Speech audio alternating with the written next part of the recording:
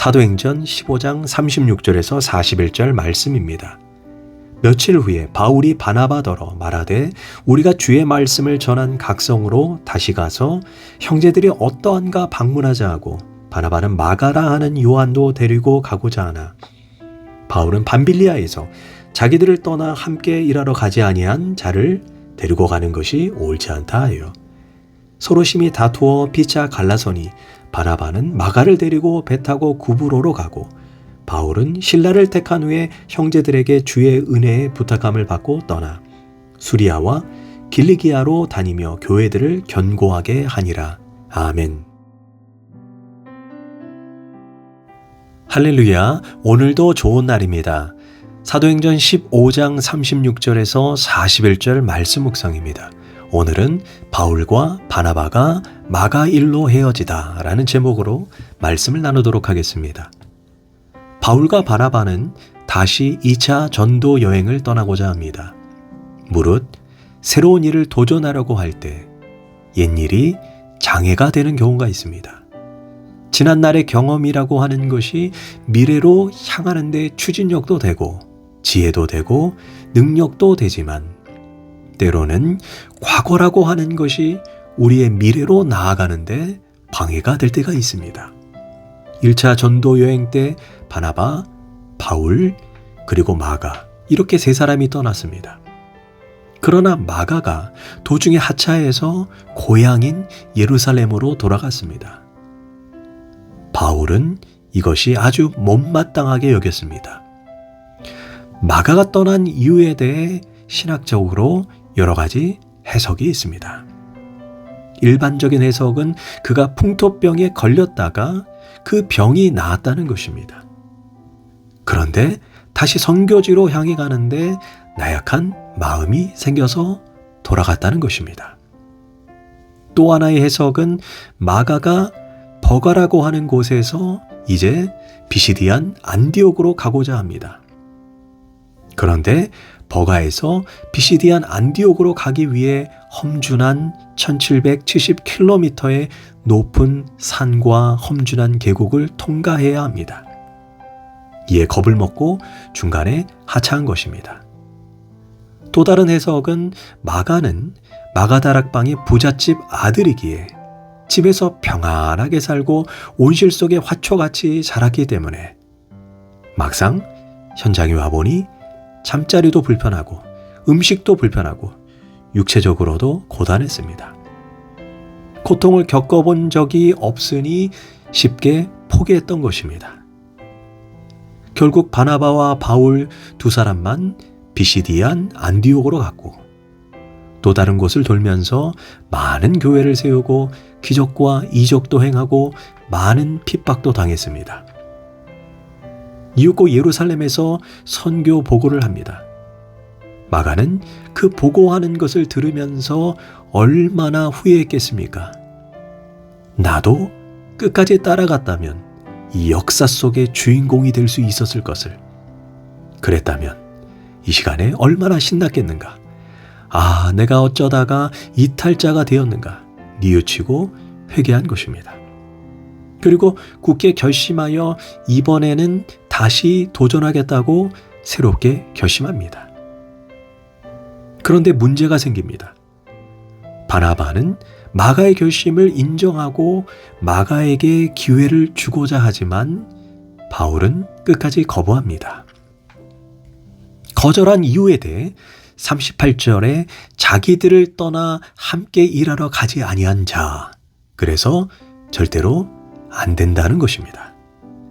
일꾼으로 자격이 없다는 것입니다. 일꾼은 일단 일을 시작했으면 끝을 내야 일꾼입니다. 한번 생각해 보십시오. 10명이 다 같이 위험한 길을 떠났는데 갑자기 한 명이 중도 포기하면 한 사람의 역할만 사라지는 것이 아닙니다. 일하는 모든 사람들의 사기를 저하시키게 됩니다. 그런 입장에서 마가는 크게 잘못한 것입니다. 교회도 그렇습니다. 우리가 봉사하고 헌신합니다. 그 거룩한 역사의 이탈자가 된다면 모두의 사기를 떨어뜨리게 될 것입니다. 우리는 하나님의 큰 사역 앞에서 절대로 낙오자나 이탈자가 되어서는 안 됩니다. 지금 바울은 마가의 그 한 번의 실수를 용납하지 못합니다. 마가의 입장에서는 하겠다는 의욕과 감정, 생각이 돌아왔습니다. 그러나 의지가 약하고 밀고 나가는 힘이 없습니다. 보십시오. 베드로는 죽을지언정 저는 예수님을 부인하지 않겠다. 다른 사람이 모두 다 부인해도 나는 절대로 부인하지 않겠다. 이렇게 큰 소리 쳤습니다. 그때 그가 거짓말을 한 것이 아닙니다. 정말로 결심했습니다. 그러나 의지가 약하니 어찌하겠습니까? 그런 점에서 마가 역시 굳게 결심하여 다시는 그런 일이 없을 것입니다. 라고 말했을 것입니다. 물론 바울도 그의 진실을 믿습니다. 그러나 그의 의지를 믿지 못하는 것입니다. 어떻게 보면 바울은 냉정하고 고지식하고 덕이 없는 사람입니다. 사실 바나바의 신세를 아주 많이 진 사람이 바울입니다. 바나바는 바울을 다소라는 지역까지 내려가서 직접 데리고 온 사람입니다. 바울이 진정으로 바울이 될 수 있었던 것은 일방적으로 믿어주는 바나바의 덕택입니다. 그런데도 바나바의 뜻을 바울이 거절합니다. 이에 바나바와 바울은 서로 심히 다투어 피차 갈라서니 성경이 이렇게 말씀합니다. 그러나 우리는 생각해 봐야 합니다. 미국의 기독교 윤리학자 라인홀드 리버가 개인에게는 사랑을, 사회에는 정의를 이렇게 말했습니다. 우리는 공적인 일과 개인적인 일을 혼동해서는 안 된다는 것입니다. 개인적인 일에는 사랑을, 그러나 공적인 일에는 정의, 공의가 우선되어야 합니다. 물론 개인적으로는 얼마든지 덕을 베풀어 국률로 너그럽게 대할 수 있습니다. 그러나 하나님의 교회 전체를 위해서 공적인 일을 위해 냉정해야 되고, 특히 하나님의 일에는 인간적인 태도나 다른 사적인 감정이 개입되어서는 안 됩니다. 그러나 한번 곰곰이 생각해 보면 바울과 바나바, 누가 옳고 누가 잘못된 것입니까? 엄밀히 말해 다만 의견이 다를 뿐이지 선과 악을 가를 문제는 아닙니다. 다 선교 잘하자고 그러는 거 아니겠습니까? 그러니 의견이 맞지 않아 다툴 뿐이지 절대로 저들은 서로 미워할 것도, 크게 마음이 상할 것도 없습니다. 어쩌면 바울은 마가에게 이런 설명을 했을지도 모릅니다. 마가, 자네를 위해서라도 이번은 안 가는 게 좋을 걸세. 자신의 잘못을 한 번쯤 근심해야 하지 않겠어.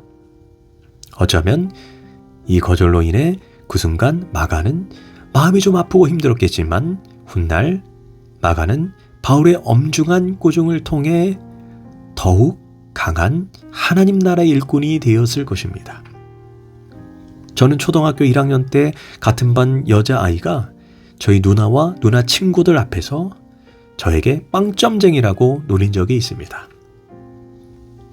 어린 나이였지만 누나와 친구들 앞에서 너무 창피해서 정말 쥐구멍이라도 있으면 숨고 싶은 심정이었습니다.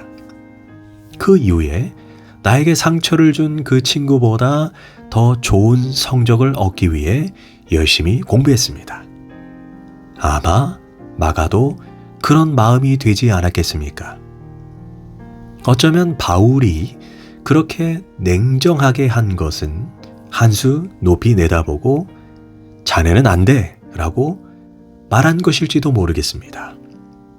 만일에 바울이 마음 좋게 오냐 하고 데려가더라면 마가는 필경 별 볼일 없이 따라다니기만 했던 나약한 사람이 되었을지도 모릅니다.